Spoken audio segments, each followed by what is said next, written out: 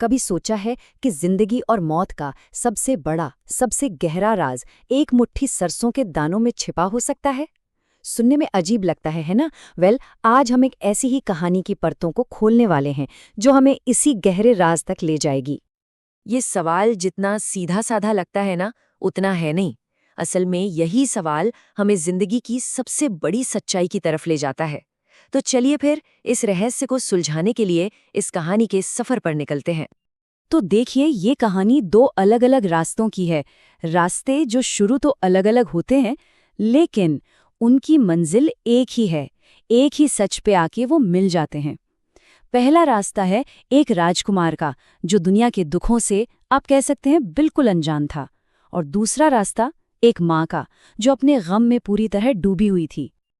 जरा सोचिए, एक ऐसी जिंदगी के बारे में जहां कोई दुख न हो, कोई दर्द, कोई तकलीफ न हो। राजकुमार सिद्धार्थ का बचपन बिल्कुल ऐसा ही था। महलों की दीवारों के पीछे, हर तरह के दुख से दूर। वो सचमुच एक सोने के पिंजरे में बंद पंछी की तरह थे, जिन्हें ये पता ही नहीं था कि बाहर की दुनिया में दुख और पीड़ा भी होती है। लेकिन फिर एक दिन वो सोने का पिंजरा टूट गया। शिकार के लिए जब सिद्धार्थ महल से बाहर निकले तो उन्होंने जो देखा उसने उन्हें अंदर तक हिलाकर रख दिया। एक बीमार आदमी, एक बूढ़ा इंसान और एक अंतिम यात्रा। जिंदगी की यह कड़वी सच्चाई उनके सामने पहली बार आई थी, और बस इसने उनके मन में एक सवाल खड़ा कर दिया। आखिर दुनिया में इतना दुख क्यों है? बस उन्होंने ठान लिया कि वो इस दुख के सागर की तह तक पहुंचकर ही रहेंगे। वो उस परम सत्य को खोजना चाहते थे जिसे जानने के बाद कोई दुख बाकी ही ना रहे। इसी खोज को, इसी परम ज्ञान को आत्मज्ञान या एनलाइटमेंट कहा गया। और ये सफर आसान तो बिल्कुल नहीं था। सोचिए, उन्होंने अपना महल, अपना परिवार, सब कुछ पीछे छोड़ दिया। पूरे 7 साल तक वो एक साधक की तरह भटकते रहे, जवाब की तलाश में। और फिर आखिर में एक पीपल के पेड़ के नीचे बैठकर उन्होंने प्रण लिया कि जब तक उन्हें जवाब नहीं मिल जाता, वो यहां से नहीं उठेंगे। तो एक तरफ सिद्धार्थ ज्ञान की खोज में थे, और ठीक उसी समय एक और कहानी अपनी शक्ल ले रही थी। ये कहानी थी कीसा गौतमी की, एक ऐसी माँ जिसके दुख की कोई सीमा नहीं थी। और यहीं से हमारी ये दो कहानियां एक दूसरे के करीब आने लगती हैं।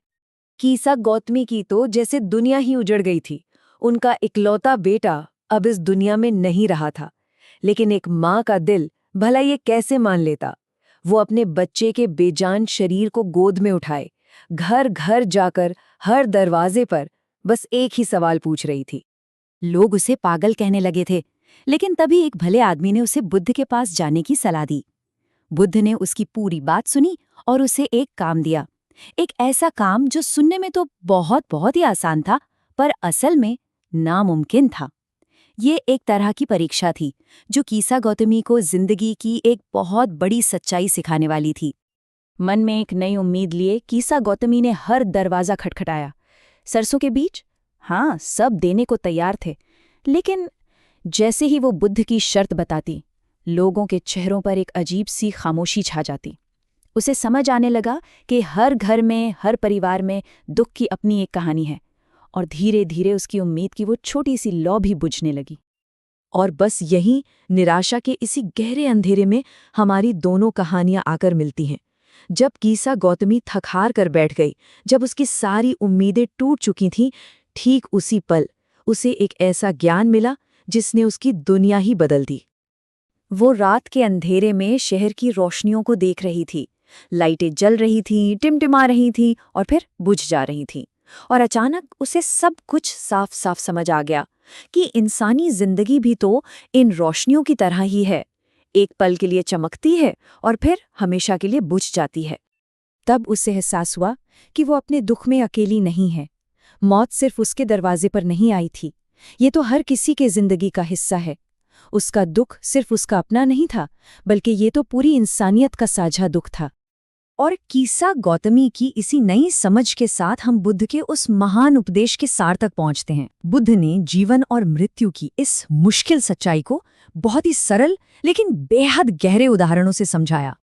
बुद्ध ने कहा, हमारी जिंदगी एक पके हुए फल की तरह है। जैसे एक पके हुए फल को हमेशा डाल से टूटने का, गिरने का खतरा होता है, ठीक वैसे ही जिस किसी ने भी जन्म लिया है उसे एक ना एक दिन मौत का सामना करना ही पड़ता है। ये प्रकृति का नियम है। उन्होंने एक और उदाहरण दिया कि हमारा ये शरीर, ये जीवन एक कुम्हार के बनाए मिट्टी के बर्तन जैसा है। चाहे कितना ही सुंदर क्यों ना हो, आखिर में उसे टूटना ही है। यही हमारे जीवन की सच्चाई है, नाजुक और एक दिन खत्म हो जाने वाला। और ये सच्चाई किसी के लिए नहीं बदलती, चाहे कोई जवान हो या बूढ़ा, समझदार हो या नासमझ, अमीर हो या गरीब। मौत किसी के साथ कोई भेदभाव नहीं करती। ये एक ऐसी सच्चाई है जो सबको एक बराबर देखती है, बिना किसी अपवाद के। तो सवाल ये उठता है कि अगर मौत और दुख जिंदगी का हिस्सा है, अगर इन्हें टाला नहीं जा सकता, तो फिर मन की शांति कैसे मिलेगी? बुद्ध इसका रास्ता भी दिखाते हैं। बुद्ध ने समझाया कि शोक करना, रोना, ये सब नेचुरल है, लेकिन उसी दुख में डूबे रहना बेकार है, क्योंकि रोने और विलाप करने से सच्चाई नहीं बदलती। इससे सिर्फ हमारी तकलीफ बढ़ती है, हमारा दर्द और गहरा होता है। तो फिर असली शांति कैसे मिलेगी? वो मिलती है दुख के इस तीर को, इस कांटे को अपने अंदर से निकालकर फेंकने से। जब कोई विलाप, शिकायत और गम के इस तीर को बाहर निकाल देता है, तो वो सारे दुखों से आज़ाद हो जाता है, और जो दुखों से आज़ाद है उसी को सच्ची शांति मिलती है। तो ये कहानी हम सबको एक बहुत जरूरी सवाल के साथ छोड़ जाती है। शांति पाने के लिए दुख का कौन सा तीर है जिसे बाहर निकालना सबसे जरूरी है? और इसका जवाब हम सबको अपने अंदर ही खोजना होगा।